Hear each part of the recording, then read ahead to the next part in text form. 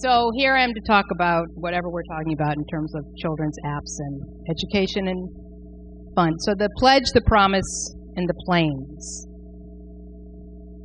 The pledge. How many of you have taken this pledge? Right? I have recently, and I like it. I really do. I like it a lot. It has a powerful nose. I should have had a glass of wine up here, but it has a powerful nose, notes of convenience, and lingering aftertaste of fun. And although I'm relatively new to the iPad 2, I'm just short of starting a 12-step program for iPad 2 insomniacs. I know when to say when. I can tell what works for me, my learning style, my interests, but then again, I am just a few years beyond preschool. So here's the promise. Wow. Look at all the things this iPad and touchscreen devices and all the apps that are inherent in it will do. Holy mackerel. Think of this as, for those of us older than a certain age, think of it as the 21st century version of one pill makes you smaller. One pill makes you. Yeah, okay. So, all right, we'll go back to the kids. What I've been thinking about is what is it that makes this touchscreen so delicious, so tantalizing, and instinctive? Like, whoops, what happened?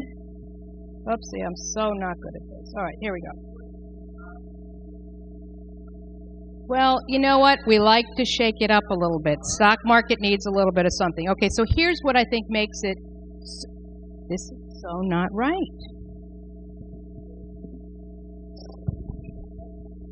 I should use a touch screen. Would you convert this? I don't know how to do that yet. All right, hold on a second. So it's not here. Here it is. So this is what, come on. Shift F5. Thank you. So it's like swiping the frosting off a cupcake. That's what makes it so delicious. It's such a natural motion. And it's... Who's laughing? Are you laughing? I was trying to get... It's the truth, though. Think about it. Would you not like to take that? And it's so inviting, and it's so tasty, and it's so yummy. So in the bonus, Mommy and Daddy's ice cream, iPhones are no longer off limits for little fingers. And I recently read a story about a mom who was being interviewed at this preschool she'd chosen for her children. You probably all know which one that is. And she was asked if her child, an older toddler, as they say, could put together 3 or 4 words in a sentence. And she said, yes, absolutely. She so can do that. And when asked for an example of what that was, the mother replied very proudly that her child said, "Me want daddy iPad." Okay, so we've been thinking about this, and what is it? So we've got all these ways, what can fingers do? And then it hit me, I hope that the computer cooperates, is that the finger becomes a magic wand. The index finger becomes a magic wand to learning and exploring and experimenting. A magic wand that lets us experiment as the scientists we were born to be.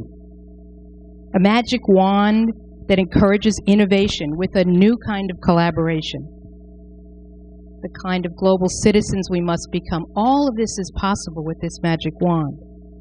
A frosting swath index finger has the potential to let us become the directors and cast and crew of our own learning, our quest for knowledge. And that's pretty powerful stuff. So please indulge me for a few minutes. As the ancient wizards know, and they've told us, the magic doesn't come from just the wand alone. Magic wands, Fred's nodding, he knows this. Magic wands amplify the power of the person who wields the wand. The more you use the wand, the more wisely you use the wand, the stronger the connection between you and your power of the wand becomes. So those of you who know me are saying, "Oh my God, is she serious?" She's the one who's talking about this. So you may want to pinch yourselves if you're awake and have just come from that ego exercise. So if we're all on the same screen, what's the problem? What's wrong with pushing that gorgeous iPad 2 in front of our children? Hurry up, Jackson. You're 28 months old. It's time to learn. Pay attention, Olive. You're almost 3. These apps are prerequisites at your preschool. But it's all about, pardon the expression, keeping the magic in the wand and using the wand wisely and even sparingly in age-appropriate ways. Right? Okay, we're there. Okay. It's all about knowing that old rules of early childhood are the new rules. And knowing that digital media offerings, especially for youngsters eager to learn, should be constructive, not consumptive. Many of us who wave the flags of age-appropriate design, and we sing the battle hymns of how, when, and what children are able to learn. Would you like to talk about those planes now of development, or you want to wait till tomorrow morning? Yeah, tomorrow. Okay. Don't upset him. Okay. Well, all right, Dr. B. All right, I think we're going to wait till morning because I know that we're running late. So at what point can children use and master the magic of the wand? You know, it was a long time before Dumbledore let Harry loose with the wand, and it was even longer before he let Ron loose with it. So as designers and developers, be aware of what kids can and what kids cannot do. Know what children expect, what they understand, and what they can and can't do physically, emotionally, and intellectually. I'm really serious about this, and ignore this at your peril. So from birth to age 6, because look at what happens. This is what happens when you over-design or when you over-expect or when you're asking your 3-year-old, no matter how brilliant, to all of parents, young parents in the audience, no matter how brilliant, you cannot ask a child of 3 to do what a 6 or an 8 could do. It just won't work, and this is what will happen. No matter how delicious the technology, no matter how enticing, how intriguing.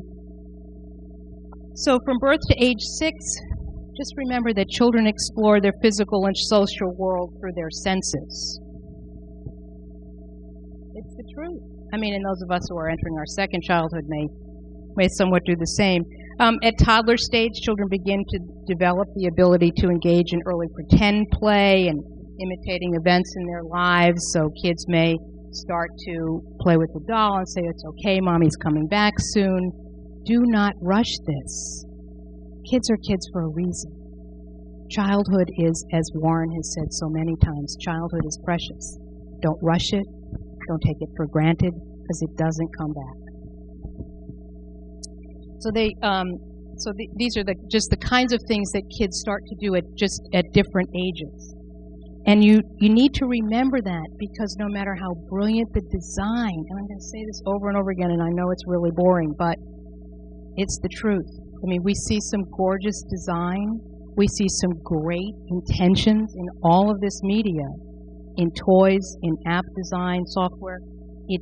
Sometimes it just doesn't execute well, and it doesn't execute well for really just a couple of very simple reasons that you need to think about what kids can do, what they can learn, and when they can learn it. Okay. So, amen. All right, what's next? Oh, so here we go with pretend play, and this starts, and they start watching TV. David Kleeman knows this all too well, and they're not always watching great stuff, but they're watching stuff, and they're learning from that. And we've said for so many years that all toys are educational. All media is educational. It just depends on what you want your children to learn. So, If you haven't read Warren's App Camp materials, please make a point to do so, because he says it so much more succinctly, brilliantly than anyone else. Oh, I know. But it's really done so well, and you read it and go, why didn't I think that? Yes, of course, absolutely. So whose apps are doing this? Whose apps in the room? And I can't see now to point out, but there are folks in the room whose work we have seen that do beautiful, age-appropriate work. Carolyn, Jason, who else is in here that I can't see, that does really great work, and you should really learn from them. There really is a method to their madness. There is a devil behind the design, but in very good ways. There really is determination, and they've thought this through, and they've done it really beautifully. So if you're thinking about that, if you're new to designing in the app world and you don't have the opportunity to speak with the brilliant minds in this room on a regular basis, just think about this. Think about asking a child to teach you something. You'll learn something different at every different stage. So ask a child to teach you how to tie a shoe. Ask a child who is 4. Ask a child who's 6, who's 8. You'll get a different explanation every time, and that's how you can really begin to understand the different stages of development and what makes sense. You're not going to give a diagram with all of these different instructions to a 3-year-old. You don't want to give apps or have your apps need instruction. You want it to be intuitive, you want it to be understandable, and you want it to be delicious. Ask a child to teach you how to ride a bicycle or draw a classroom. Get down, play with your food, spend some time on the floor, dip your cookies in milk, make mountains and valleys in your mashed potatoes, but make sure your mother's not watching. Put olives on the end of your fingers. Get a wagon, fill it full all of your things that you really love. Take the wagon on a walk and see what happens. What else do you pick up? What do you discard? It's pretty interesting. Just don't try to sell them on eBay. So then blow some bubbles, roll down the hill, and if none of that works, go play in the mud.